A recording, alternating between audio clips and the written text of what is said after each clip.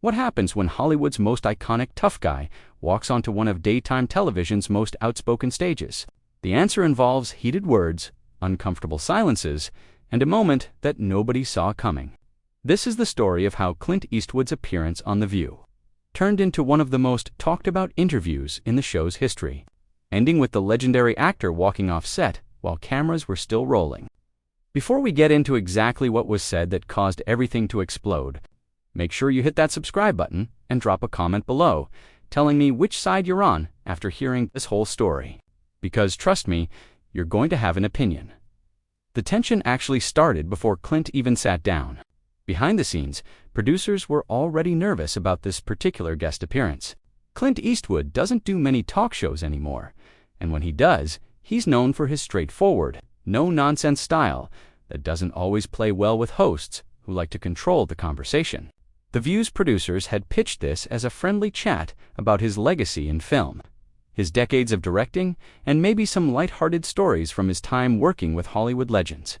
What they got was something entirely different. When Clint walked out onto the set, the audience gave him a standing ovation. He's that kind of figure, someone who commands respect just by entering a room.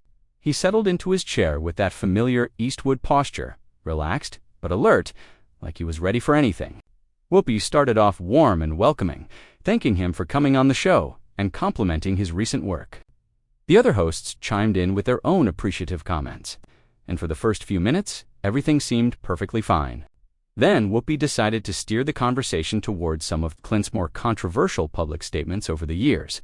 She brought up his politics, which immediately shifted the energy in the studio. Now Clint has never been shy about his views, and he's taken heat from various corners of Hollywood for not falling in line with what's considered acceptable opinion in that world. Whoopi asked him about a particular comment he'd made years ago, framing it in a way that suggested she thought it was problematic. Clint didn't get defensive. Instead, he looked at her calmly and said, "I stand by everything I've said. I don't apologize for having opinions that make people uncomfortable. That's called being honest." The audience reacted with mixed applause and some awkward silence. Whoopi pressed further, saying that with his platform and influence, didn't he think he had a responsibility to be more careful with his words? Clint's response was immediate. He said, "I think my responsibility is to tell the truth as I see it. I've been in this business long enough to know that trying to please everyone means you end up standing for nothing. I respect people's right to disagree with me, but I'm not going to pretend to believe things I don't believe just to make a television appearance go smoothly." One of the other hosts jumped in, trying to lighten the mood by asking about his directing process, but Whoopi wasn't ready to let it go. She circled back, asking him if he could understand why some people found his views hurtful or damaging. Clint leaned forward slightly, that classic Eastwood intensity coming through. He said, "I understand that people have feelings. I also understand that we've reached a point where having feelings about something has become more important than having a conversation about it. You asked me here to talk, so let's actually talk, instead of dancing around whether or not. I'm going to say the right things according to whatever the current rules are." The studio got very quiet. You could feel the producers probably panicking in the control room, wondering if they should go to commercial. Whoopi's expression hardened. She told him that this wasn't about rules, it was about respect and understanding the impact of words. Clint shook his head slowly. He said, "Respect goes both ways. You invite me on your show, you ask me questions, and then when I give you honest answers, you act like I'm the problem. I've lived through enough decades to know when someone's trying to box me into a corner. I'm too old for games." That's when things really started to escalate. Another host tried to defend Whoopi, saying they were just trying to have an important conversation about accountability. Clint cut her off, not rudely, but firmly. He said, "Accountability for what? For not thinking exactly the way you think? For having a different perspective on the world? I've made my movies, I've told my stories, and I've never claimed to speak for anyone but myself. If that's not good enough for this table, then maybe I'm sitting at the wrong table." Whoopi responded by saying that coming on a show like The View meant being willing to engage with different perspectives, to which Clint replied, "That's exactly what I'm doing. But it seems like you only want engagement when it leads to agreement. The moment someone pushes back, it becomes a problem. That's not a conversation, that's an interrogation." The audience was split. Some people were clearly uncomfortable, others were nodding along with Clint, and some seemed to be enjoying the drama of it all. Whoopi took a breath, and you could see her trying to maintain her composure. She said that she wasn't trying to interrogate him, she was simply asking him to consider how his words affect people. Clint's response was measured but pointed. He said, "I've considered it. I've thought about it plenty. And I've decided that living my life worried about offending every possible person is no way to live at all. I've made peace with the fact that not everyone is going to like me or agree with me. The question is, have you made peace with that?" The other hosts exchanged glances. One of them tried to jump in with a question about his acting career, clearly attempting to redirect, but Whoopi held up her hand. She looked directly at Clint and said, "So you're saying you don't care if you hurt people with your words?" Clint's jaw tightened, just slightly. He said, "That's not what I said, and you know it. What I'm saying is that I refuse to let fear of offense prevent me from speaking my mind. There's a difference between being intentionally cruel and being honest. I've never set out to hurt anyone, but I'm also not going to walk on eggshells," Whoopi shot back. "But when you have influence, when you have a platform, don't you think those eggshells might actually be other people's very real concerns?" Clint stared at her for a long moment before responding. He said, "And when you have a platform like this show, don't you think you have a responsibility to let people speak without twisting their words into something they're not? I came here in good faith. I've answered your questions honestly. But it's becoming pretty clear that honesty isn't actually what you wanted." The tension was now undeniable. The cameras captured every micro-expression, every shift in body language. Whoopi said she did want honesty, but she also wanted accountability. Clint replied, "You keep using that word. What you seem to mean is conformity. You want me to say I was wrong? That I should have known better? That I regret my opinions? That's not going to happen. Not today, not ever." Another host interjected, saying that maybe they were all getting a bit heated and should take a step back. Clint nodded toward her and said, "I appreciate that, but I think we're past the point of stepping back." This conversation was headed here the moment the first question was asked. He turned back to Whoopi. "You knew what you were doing when you brought up those topics. You wanted this reaction. Well, you got it." Whoopi denied setting him up, insisting they were just having a dialogue. Clint smiled, but there was no warmth in it. He said, "A dialogue requires two people willing to listen. I've been listening. I'm not sure the same can be said for everyone at this table. What I'm hearing is a lot of judgment, disguised as concern. The truth is, you don't like what I stand for, and that's fine. But don't pretend this was ever about understanding my perspective." Whoopi's face showed frustration now, the kind that comes when someone feels their intentions are being questioned. She said, "Clint, I have nothing but respect for your career and what you've accomplished. But respect doesn't mean I can't challenge you when I think something needs to be challenged. That's what we do here. We have conversations that matter." Clint nodded slowly, that trademark squint coming into play. He responded, "Challenging someone and cornering someone are two different things. You're not interested in my explanation. You're interested in my confession? And I don't have one to give you," one of the other hosts, clearly trying to find middle ground, suggested that maybe both sides had valid points, and perhaps they could find some common understanding. Clint turned to her with a softer expression. He said, "I appreciate what you're trying to do. But there's no middle ground here, because there's no actual disagreement about facts. This is about whether or not I'm allowed to hold certain views without being treated like I've committed some kind of crime. I've lived my life by a code. It's my code. Nobody else has to follow it.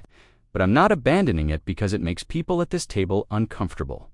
Whoopi leaned back in her chair, crossing her arms. She said, "Your code is yours. You're right about that.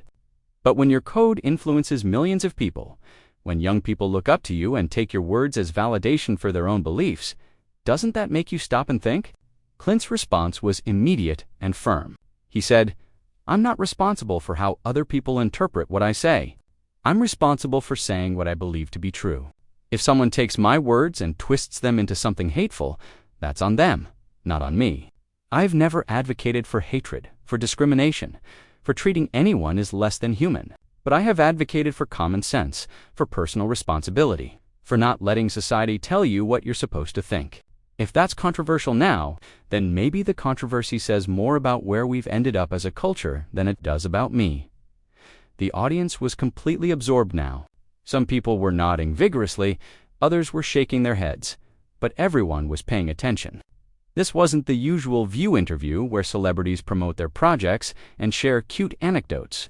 This was real conflict, real disagreement, playing out in real time. Whoopi uncrossed her arms and leaned forward. She said, "But Clint, surely you can see that the world has changed. Things that were acceptable when you started your career aren't acceptable anymore. We've evolved. We understand more about how language affects people, how representation matters, how words can do real damage. Doesn't any of that factor into how you choose to express yourself?" Clint took a moment before responding, and when he did, his voice was quieter but somehow more intense. He said, "The world has changed. You're absolutely right. But not all change is progress. We've become so obsessed with not offending anyone that we've forgotten how to have genuine conversations. We've created an environment where people are terrified to say what they really think because they know they'll be attacked for it. That's not evolution, that's regression. We used to be able to disagree without destroying each other. Now, one wrong word and you're done. Your career is over, your reputation is ruined, and it doesn't matter if you've spent decades being a decent person. One mistake, or sometimes not even a mistake, just an opinion someone doesn't like, and that's it." Another host jumped in, saying that consequences for harmful speech weren't the same as being destroyed, that people were simply being held accountable. Clint turned to her with a look of barely contained frustration. He said, "There's that word again, accountable.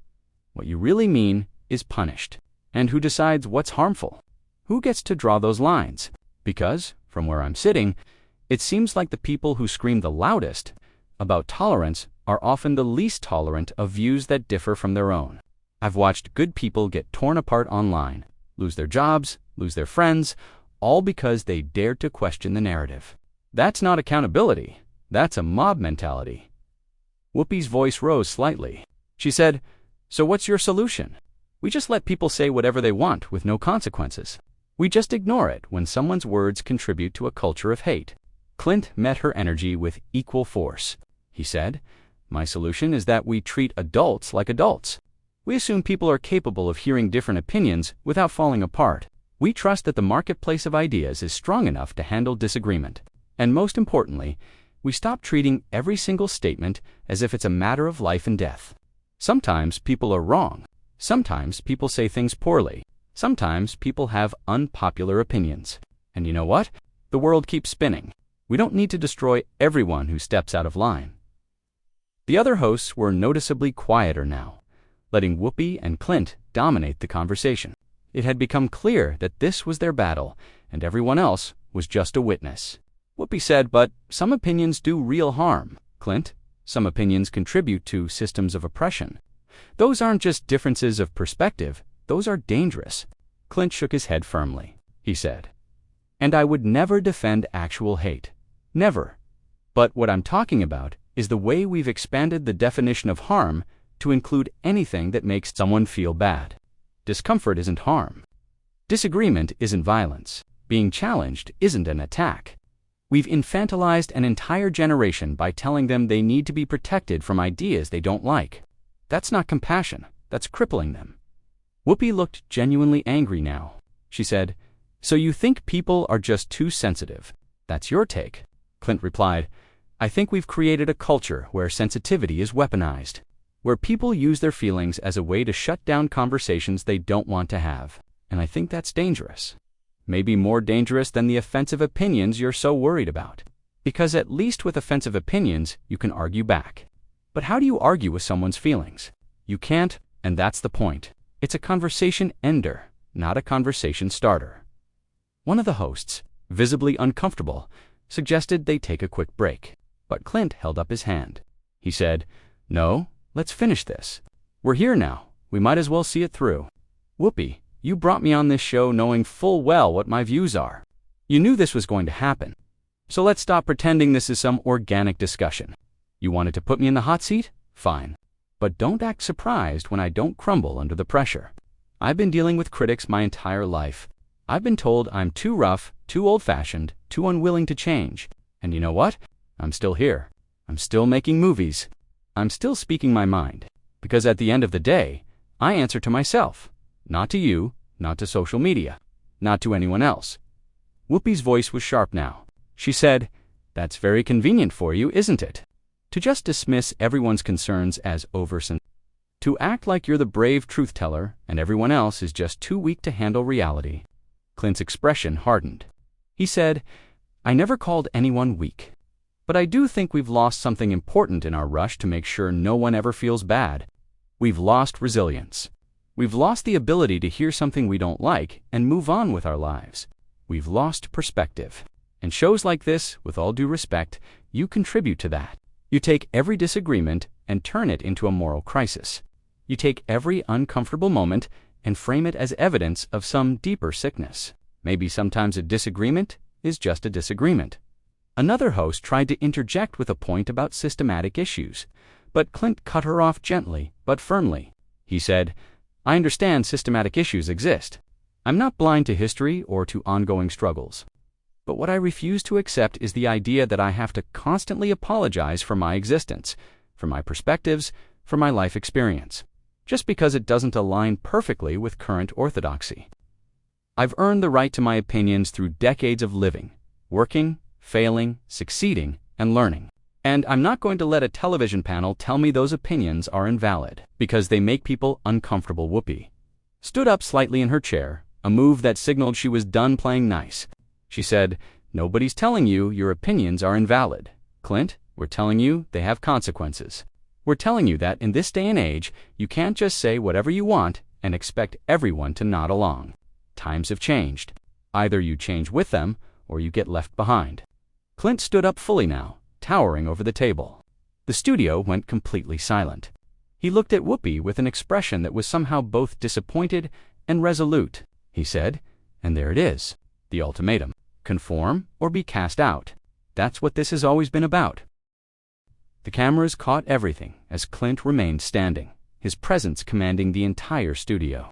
Whoopi stood as well, not willing to let the physical dynamic shift entirely in his favor. She said, "It's not an ultimatum, it's reality. You can call it whatever you want, but the fact is that people are listening and they're responding. If you don't like the response, maybe examine what you're putting out there."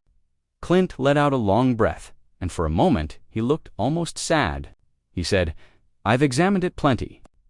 I've thought about every word I've ever said publicly, and I've concluded that I'd rather be honest and unpopular than dishonest and celebrated. That's a choice I made a long time ago, and it's a choice I'm comfortable with." One of the other hosts, speaking carefully, said that nobody was asking him to be dishonest, just to be more thoughtful. Clint turned to her with a tired expression. He said, "Thoughtful, according to whose standards? Yours, the Internet's. The constantly shifting rules of what's acceptable. I've been thoughtful my entire career. I've considered my words, my actions, my films. But being thoughtful doesn't mean arriving at the conclusions you want me to arrive at. It means thinking deeply and then standing by what you believe. And that's exactly what I've done." Whoopi stepped closer to her side of the table. She said, "But believing something doesn't make it right. Clint, history is full of people who believed terrible things and stood by them. That's not noble, that's just stubborn." Clint's eyes flashed with something between anger and disbelief. He said, "So now we're comparing me to historical villains. Is that where this has gone? Because I won't toe the line on your show, I'm suddenly in the same category as people who committed actual atrocities. Do you hear yourself right now? Do you understand how insulting that is? Not just to me, but to the actual victims of real evil in this world." The audience gasped at the intensity of his words. Whoopi quickly clarified, saying she wasn't making that comparison directly. She was just making a point about conviction, not being the same as correctness. Clint wasn't having it. He said, "You knew exactly what you were implying. That's the problem with these conversations. You say something inflammatory, and when someone calls you on it, you retreat behind technicalities.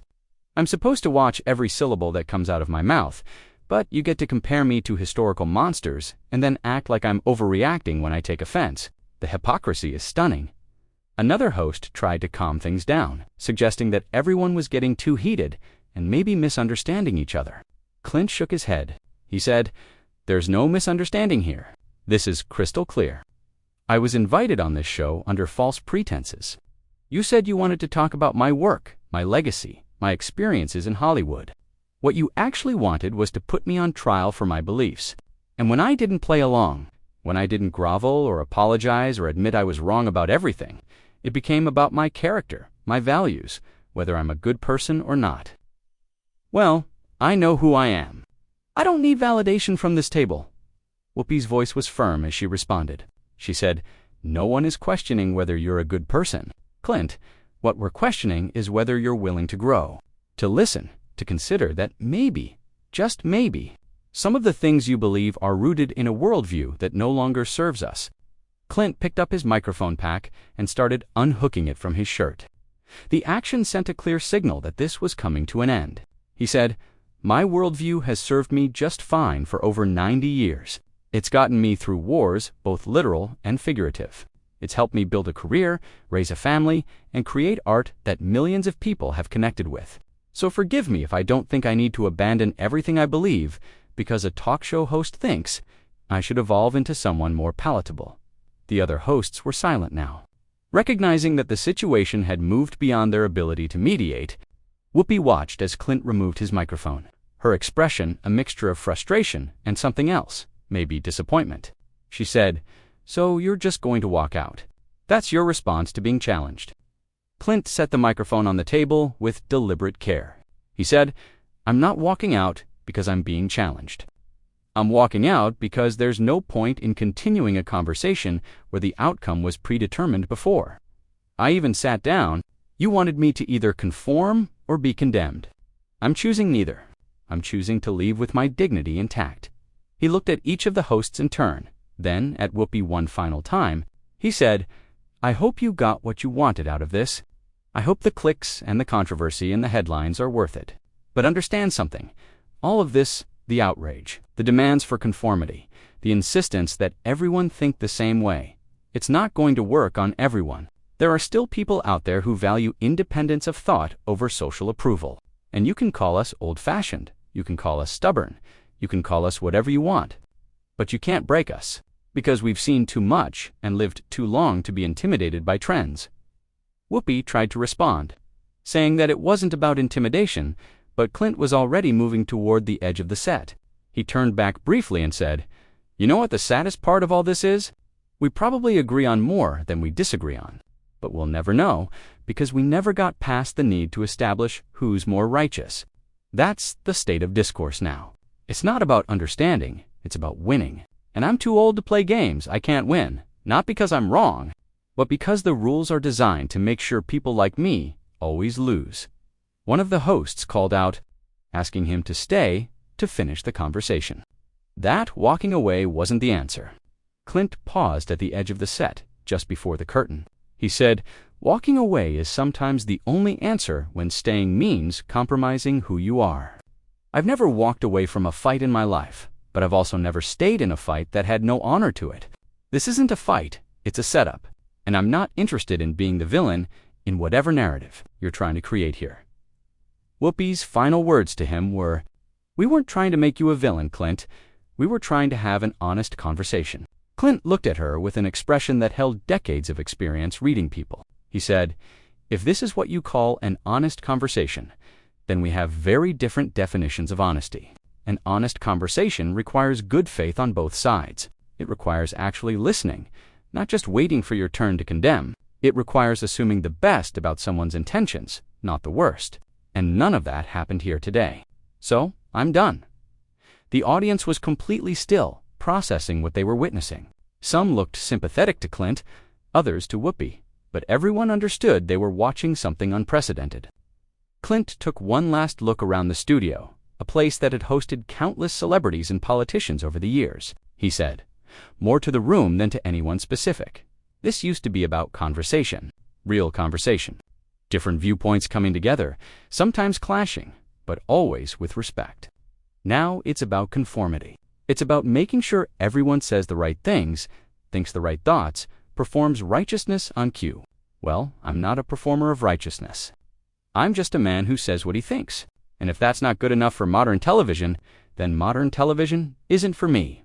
As he walked through the curtain, Whoopi called out one more time, her voice carrying across the studio. She said, "Running away doesn't make you right. Clint," he stopped, didn't turn around, and said loud enough for everyone to hear, "Neither does having the last word." Then he was gone, leaving the hosts sitting at the table, the audience in stunned silence, and the cameras still rolling. Whoopi turned to face the cameras directly, her composure returning as she prepared to address what had just happened. But before she could speak, the production team cut to commercial, ending the segment on the image of an empty chair where one of Hollywood's biggest legends had been sitting just moments before. The other hosts looked at each other, uncertain how to process what had just transpired. The confrontation had escalated far beyond what anyone had anticipated, turning a routine celebrity interview into a cultural flashpoint about free speech, changing values, and the growing divide in how Americans view acceptable discourse. The studio audience, released from the tension of the moment, erupted into confused chatter. Some were applauding Clint's stance, others were defending Whoopi's position, and many were simply trying to understand exactly what they had witnessed. The divide in the room mirrored the divide in the country, proving that the clash between Clint and Whoopi wasn't just personal, it was emblematic of larger cultural battles being fought across media, politics, and everyday life. What had started as a standard promotional appearance had transformed into something much more significant, a moment that would be analyzed, debated, and referenced for years to come. The collision of two strong personalities, two different generations, two distinct worldviews, had created television that people wouldn't forget. Whether you sided with Clint's defense of personal conviction or Whoopi's call for accountability, there was no denying the power of what had unfolded when Hollywood's lone wolf refused to play by the rules of daytime television. So what do you think? Was Clint right to walk off the set?